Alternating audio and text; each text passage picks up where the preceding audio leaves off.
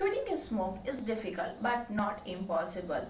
अस्सलाम वालेकुम, मेरा नाम राबिया है और मैं एक सर्टिफाइड क्लिनिकल साइकोलॉजिस्ट हूँ और आज मैं आप लोगों के साथ में 10 टिप्स शेयर करूँगी कि आप अपने सिगरेट्स को हमेशा के लिए घर पे रहकर किस तरीके से बाय कह सकते हैं। तो ऐसे में आज मैं आप लोगों के 10 टिप्स शेयर कर रही हूँ। जो नंबर 1, डेवलप इनसाइट। आपको अपने अंदर सबसे पहले ये इनसाइट डेवलप करना है कि आपको सिगरेट क्यों छोड़ना है, आपको सिगरेट की वजह से क्या प्रॉब्लम हो रही है। Number 2, don't make target. कई बार ऐसा होता है कि हम एक टारगेट सेट करते हैं कि हमें जो सिगरेट है वो किसी ओकेजन पे हम क्विट करेंगे, या फिर कोई ऐसा बोलता है कि कोई फेस्टिवल है तो मैं उस फेस्टिवल पे क्विट करूं। तो आप प्लीज़ इस तरीके का कोई टारगेट नहीं बना। अगर आपको लगता है कि आपके लिए जो सिगरेट है वो हार्मफुल है और आपको क्विट करना है तो आप इस तरीके से आप अभी डिसाइड कीजिए और आज से ही उसकी फ्रिक्वेंसी कम करना स्टार्ट कीजिए। Number 3, reduce frequency.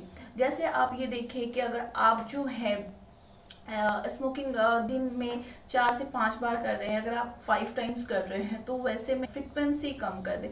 जैसे 5 टाइम्स की जगह पे आप जो है 4 टाइम्स यूज़ करें, तो ऐसे में क्या होगा कि जो है फ्रिक्वेंसी कम हो जाएगी।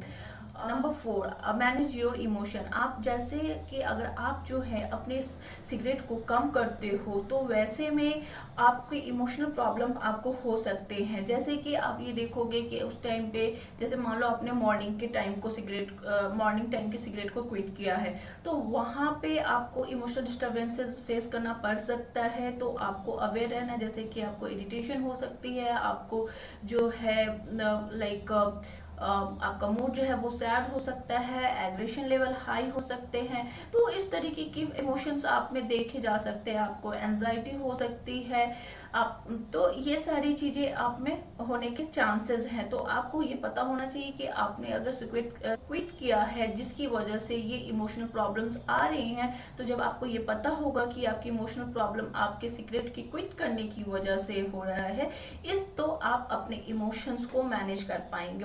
Number 5, manage your time. आपको करना ये है कि जिस टाइम को आपने सिगरेट आपने क्विट किया है उस टाइम को आपको मैनेज करना है। जैसे कि आप ये कर सकते हो कि मान लो आपने मॉर्निंग टाइम के सिगरेट को क्विट किया है, तो वैसे में आप जो है कुछ फिजिकल एक्सरसाइज कर सकते हैं। जैसे मॉर्निंग वॉक के लिए बाहर जा सकते हैं, मेडिटेशन कर सकते हो। तो आपका क्या होगा कि आप उस टाइम को मैनेज कर पाएंगे और जो इमोशनल डिस्टर्बेंसेस आपको आ रहे थे वो नहीं होगा।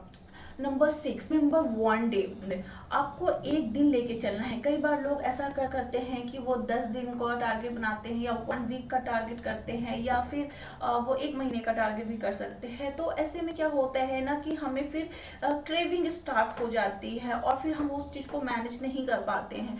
तो फिर ऐसा होता है कि आपको जो करना है सिर्फ एक दिन को लेकर चलना है कि ठीक है, आज के दिन मैं कोई सिगरेट नहीं लूंगा, कल देखता हूँ। जैसे हम बोलते हैं ना कि ठीक है आज हम ले लेते हैं, कल से नहीं लूंगा। तो आपको यहाँ पे अपोजिट करना, आपको सिर्फ ये बोलना है अपने आप को, अपने ब्रेन को ये सिग्नल देना है कि आज मैं कोई सिगरेट नहीं लूंगा, मैं कल सिगरेट लूंगा, कल मैं देखता हूँ।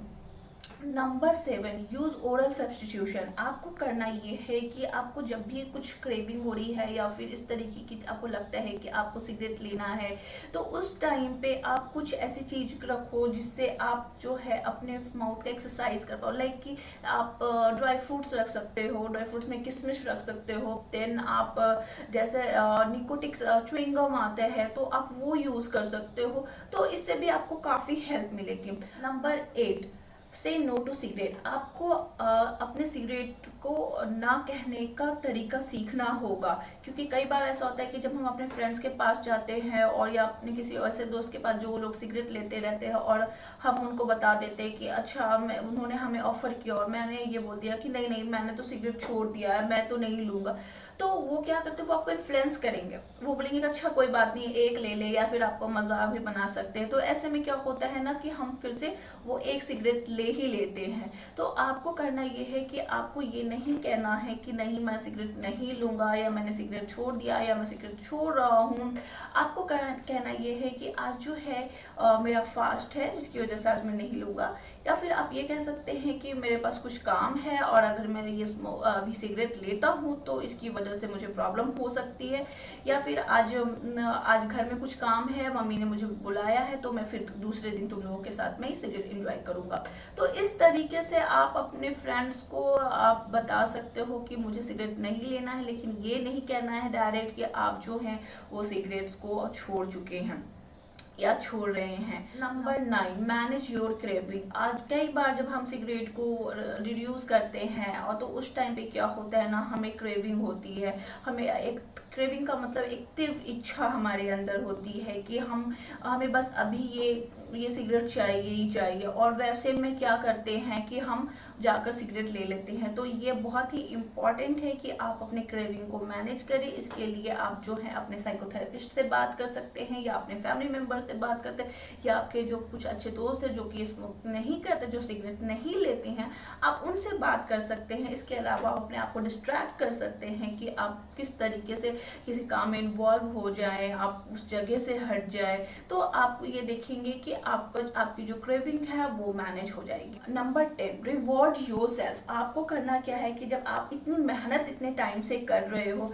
तो आप एक रिवॉर्ड तो अपने लिए बनता है ना। तो वो रिवॉर्ड कुछ भी हो सकता है। आप कहीं बाहर घूमने जा सकते हैं, आप अपने फैमिली के साथ टाइम स्पेंड कर सकते हैं, आप कुछ अपने लिए बाय कर सकते हैं।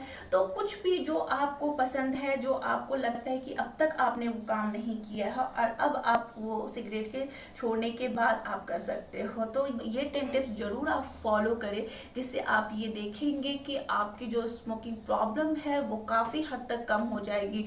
और अगर इसके अलावा भी आपको कोई प्रॉब्लम होती है तो प्लीज़ आप मुझे कॉल कर सकते हैं, आप मुझे यूट्यूब पे कमेंट कर सकते हैं, ताकि मैं आप लोगों की मदद कर पाऊंगी।